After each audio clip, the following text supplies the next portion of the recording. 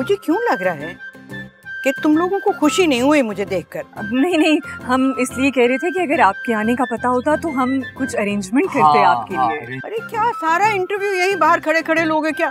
मुझे अंदर नहीं बुलाओगे? मुझे अपना कमरा नहीं दिखाओगे? प्लीज आप चलें, अंदर चलते हैं ना। अरे आप बिल्कुल, आप अंदर चलिए, मैं आपका सामान। ध्यान से, कोई चीज टूटे ना। अरे नहीं टूटेगा तो बस हमारा मुंह। आइए आइए।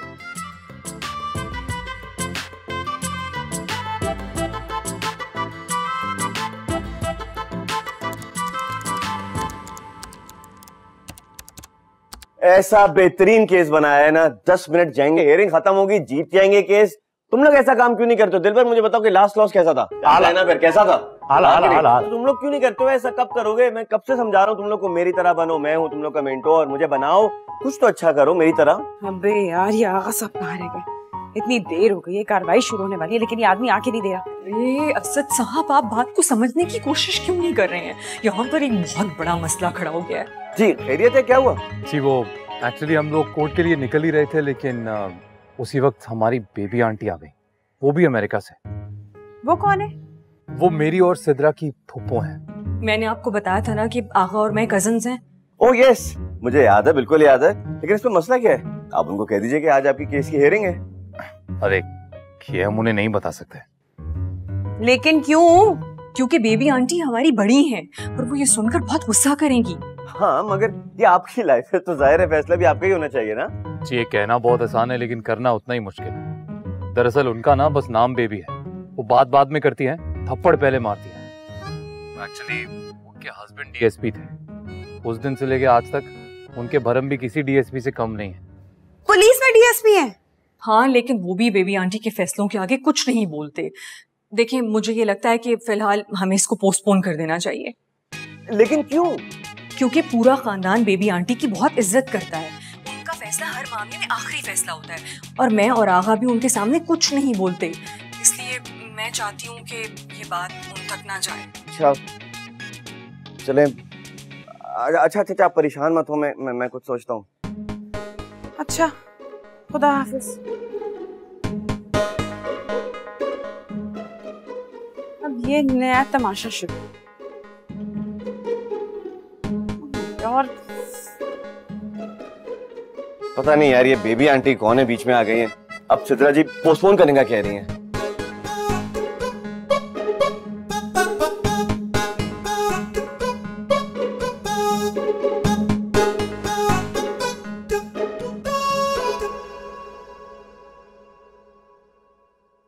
भाई अपने मुल्क की तो बात ही फर्क है।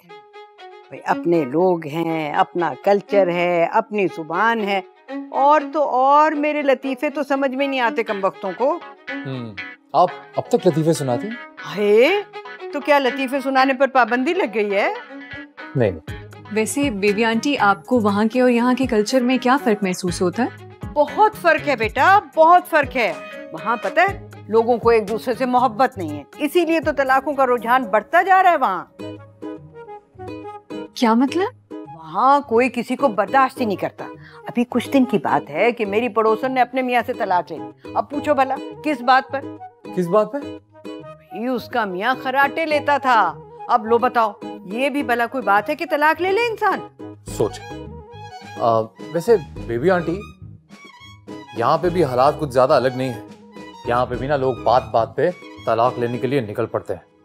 नहीं, यहाँ तो अभी भी बहुत अच्छे हालात हैं। वैसे बेबी आंटी मुझे लगता है इसमें हर्जी क्या है? अगर मियाँ बीवी की आपस में नहीं बन रही हो तो तलाक लेने में क्या प्रॉब्लम है? रोज रोज रोने से बेहतर है बंदा एक मर्तबा रो ले। वो तो ठीक है, लेकिन आखिर कुछ तो वजह हो ना। अब तुम दोनों को ही देख लो, 7 साल हो गए तुम दोनों की शादी को, कोई औलाद भी नहीं है, लेकिन फिर भी निभा तो रहे हो ना। क्या तुम दोनों की लड़ाई नहीं होती होगी? यकीनन होती होगी, लेकिन ये मोहब्बत है जिसने तुम दोनों को यूं जोड़े रखा है। अब बिल्कुल बेबी आंटी छोड़ दीजिए इस बात को। मैं तो कहता हूँ आप अपना कोई कमाल का लतीफा ही सुना। हाँ लतीफे तो हजारों याद है मुझे, मैं अभी मियाँ बीवी थे, बहुत लड़ाई होती थी आपस में। सोचा कि अब हम तलाक ले लेते हैं, तो यानी कि हर चीज को आधा आधा करेंगे। बच्चे थे उनके 3, अब 3 बच्चों को आधा आधा कैसे करते? कैसे? तो फैसला ये किया कि हम एक बच्चा और पैदा कर लेते, 4 हो जाएंगे, 2 तो बट जाएंगे।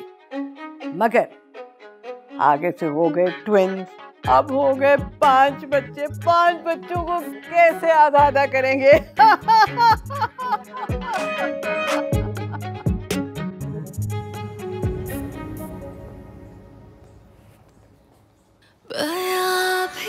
कैसे करूं? वो मैं कह रहा था कि अगर तुम अपने घर की तरफ जा रही हो तो मैं तुम्हें लिफ्ट दे सकता हूँ, मैं भी उधर ही जा रहा हूँ। इसकी जरूरत नहीं पड़ेगी सर, तो मेरे पास अपनी गाड़ी है। खुदा हाफिज़। अल्लाह हाफिज़। तुम मिलो तो जले। भाई होश में तो है तू? हैं? मैं लिफ्ट क्यों ऑफर कर रहा था? मुझे लगा वो बेचारी थोड़ी परेशान हो गई। परेशान? गाड़ी देखी उसकी? हाँ?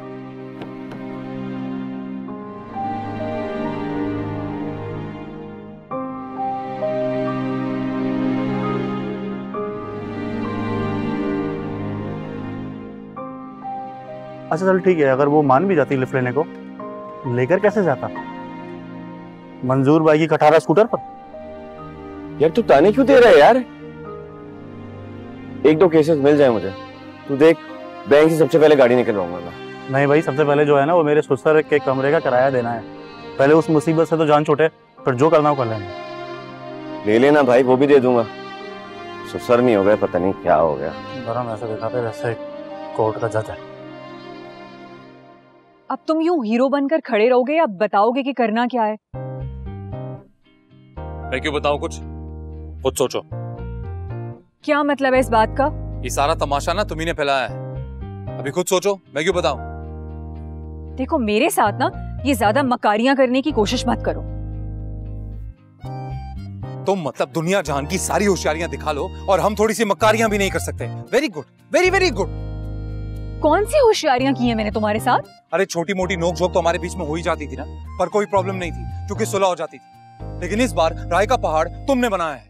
ये डिवोर्स लॉयर को पहले तुमने बुलाया है और अब क्योंकि तुम्हें पता चल गया है कि बेबी आंटी आ गई है और उनके सामने तुम्हारी पोल खुल जाएगी, तो यहाँ मेरे पास आ गई हो मशवरा मांगने के लिए। सिद्रा, आगा, अरे भाई कहाँ हो तुम लोग? यहाँ पर हो, मैं सारे घर में तुम्हें ढूंढ रही। सोने जा रही थी तो अचानक मुझे ख्याल आया कि बहुत जरूरी है कि ये मैं तुमसे पूछ लूं। जी। ये बताओ, तुम्हारे घर में कोई मच्छर तो नहीं है ना? नहीं, हमारे घर में तो मच्छर नहीं है। हाँ। मैंने कहा डेंगू फैला हुआ है आजकल। अरे पर आप इतनी टेंशन क्यों ले रही हैं? मेरा मतलब है मैं अपने लॉन को रेगुलरली स्प्रे करता हूँ, सो नो मच्छर। अच्छा, चलो ये बहुत अच्छी बात है। अच्छा, गुड नाइट। Good night. तुम ना अरे हाँ, मच्छर से ना मुझे एक लतीफा याद आ गया।